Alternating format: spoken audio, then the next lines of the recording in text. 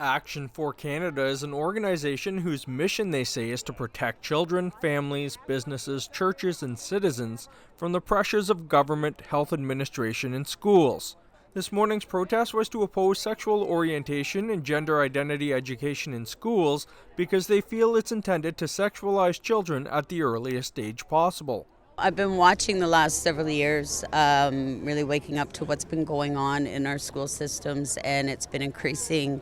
The bar's been getting lowered constantly on sexualizing children and exposing them to what really, if you read our Constitution and our laws, is actually illegal, right?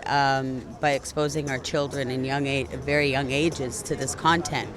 It's in books, it's in literature, it's in other items, posted in classrooms, it's in discussions, it's in the curriculum. I've looked up the curriculums, and little by little they're pushing more and more pieces in. That is, it's sexualizing our children.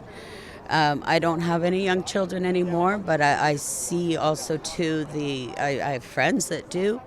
And it's just something that I'm passionate about. We need to protect our children. When you start taking away a parent's inherent and natural instinct, to protect children, we've got a problem. And every time the government feels or sees that we're starting to wake up to what's going on, they're starting to be exposed, their biggest tactic is divide and conquer.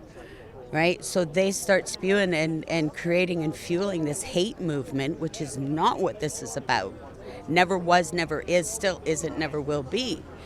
Right? We're not against LGBTQ. We're not against any of that at all.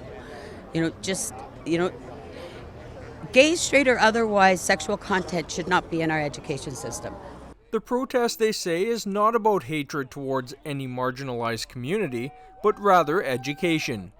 What we're not here about is being anti-gay or anti-trans or anti-anything. This is about parental rights. This is about a parent having the right to raise their child in the way they want and to limit government involvement and to limit government indoctrination in what is being taught in schools. It's not right to teach little children about sexual things that their parents do not agree with or do not approve of. Everybody has the right to be themselves, but not everybody has the right to indoctrinate children. When you start moving things towards the realm of underage people, that's when a line has to be drawn, and our overbearing government has to learn its place. This is affecting me. At this point, I don't have kids in school. I do have grandkids, though. So just looking at the last, I'm going to say even 3-4 years, the way that certain words are used, it's really fueled that divisiveness, right? So part of the issue is that we don't have an opportunity to actually have dialogue about it, because as soon as we try to, somebody brings in hate, or there's name calling, or there's a lot of violence or whatever brought into it, and there doesn't need to be. Counter-protesters from the LGBTQ community were on hand in large numbers, and their message was that sex education is needed in schools and that the education needs to be inclusive. The importance of this is that we're creating a safe space for everybody, no matter how they identify, no matter who they are, no matter who they love.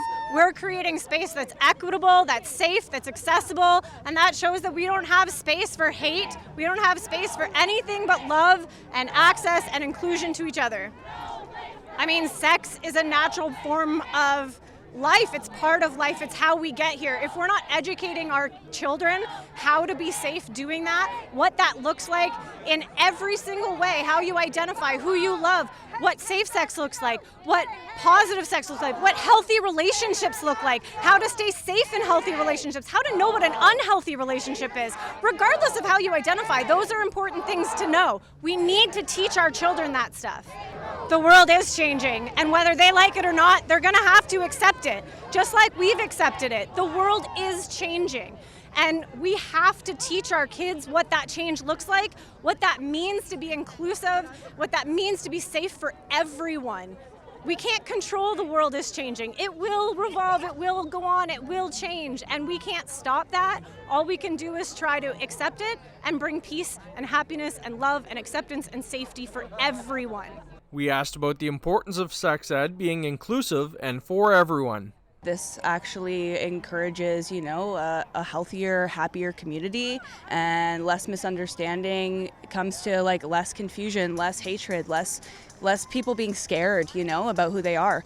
You think about these kids that they feel so alone, they feel so isolated in maybe their feelings as a young child, and this encourages them to maybe be more open with who they are. And there's a lot of suicides. There's a lot of, self-harm. There's a lot of self-hatred in young kids that feel alone and that don't think that anyone around them understands them.